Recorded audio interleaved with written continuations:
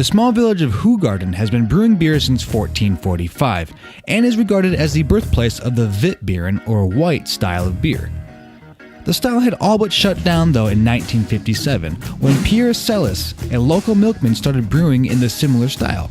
He eventually bought out an old lemonade factory in the village called Hoegaarden.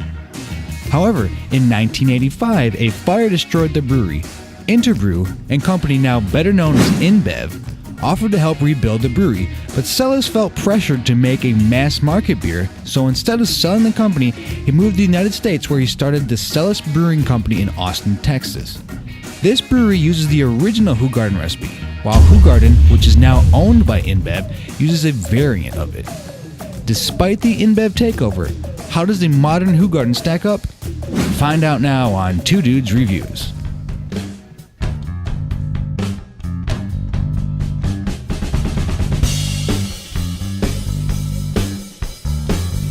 What up, guys? Yeah, today we have Hoegaarden, or as it should be pronounced, Hoegaarden, but if you go to a bar and ask for Hoegaarden, they're all going to look at you like you're insane.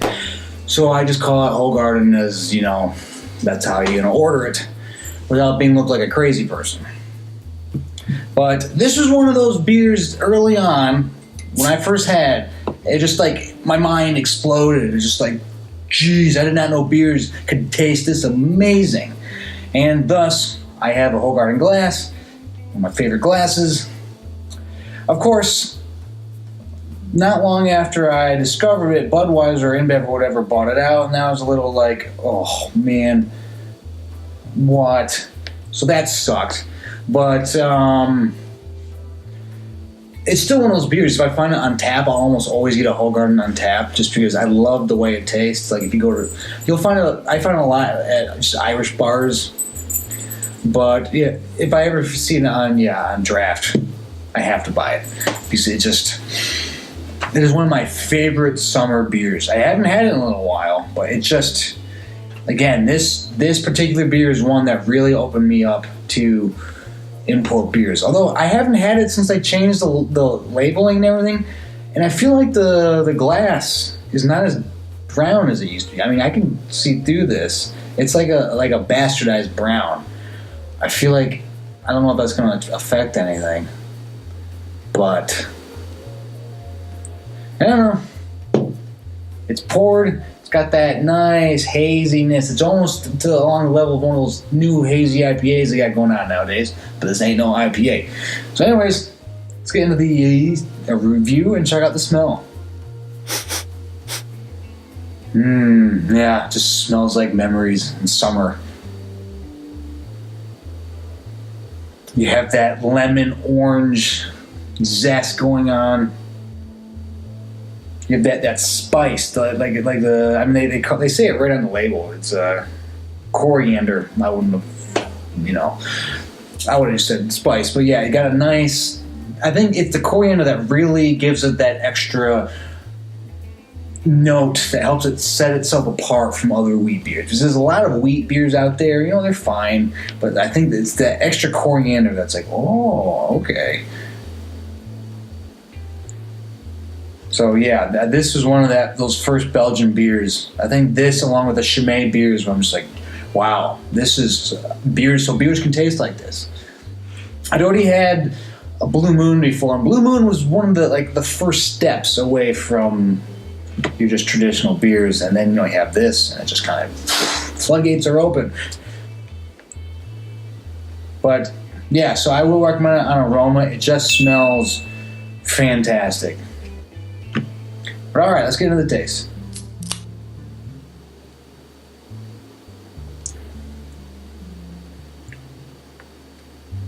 Yep, that's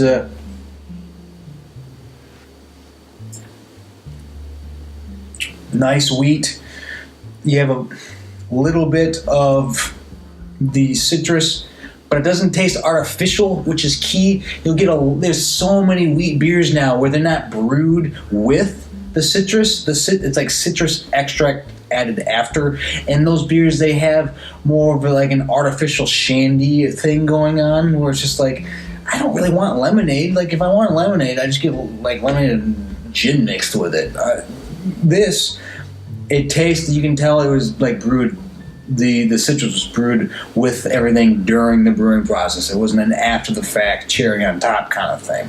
So, and it helps like everything mingle nice and like perfectly. And the coriander kind of it sprinkles on nicely over the top. So everything really works well. It's almost like a Christmas beer during the summertime. It's Christmas in July kind of beer.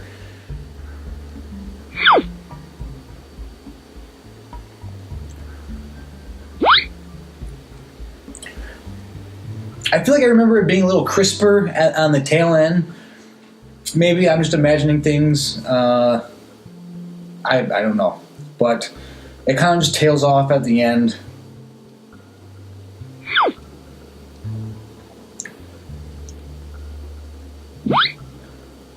But yeah, I'm going to recommend it on taste. This is one of my favorite wheat beers.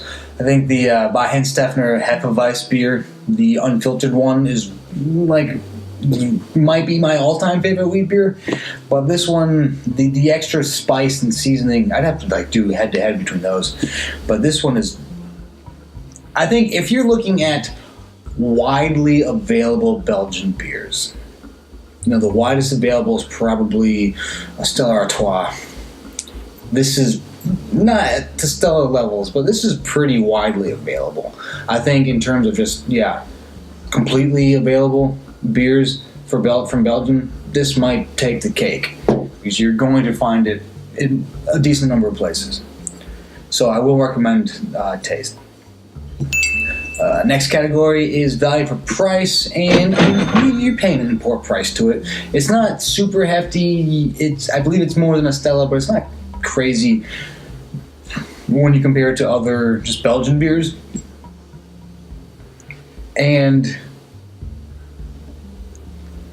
yeah, it wouldn't surprise me if they actually made some of this in the United States now, just because of who owns it. But the price isn't bad. You can get a 6-pack, $8.99 maybe, $9.99. It goes on sale quite often. So if you just kind of hold out, you usually find it on sale every couple of weeks for like $6.99, $7.99, which not bad for a Belgian import. That's probably going to be one of the best tasting wheat beers that you find at your general grocery store.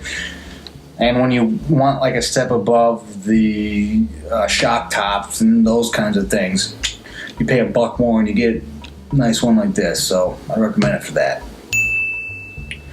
Next category for this is distinction, and it's the coriander. It is 100%. That is what makes it, what separates it. Well, okay, two things. The coriander helps separate it, and the fact that it's not just juice added later. So many wheat beers now, they're basically shandies with the juice turned down a little bit.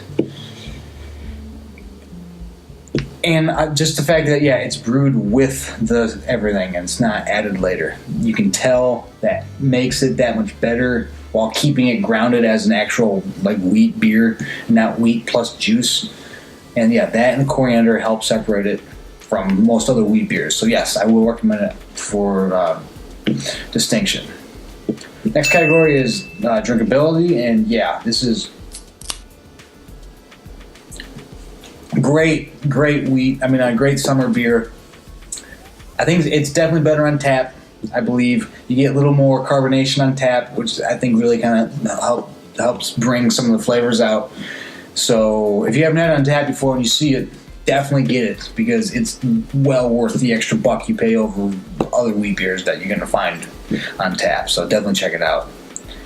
And so I will recommend it for that. And last category is what I buy it again, and I've been buying Hoegaarden since, or Hoegaarden, or however you have to call it to actually get them to give it to you at the bar or whatever. I've been buying it for a long time. Again, it's one of those very first beers that really opened me up to the world of beer, and so I will recommend it I will be buying it again, and I believe it got a perfect score, so this gets the Two Dudes official stamp of approval.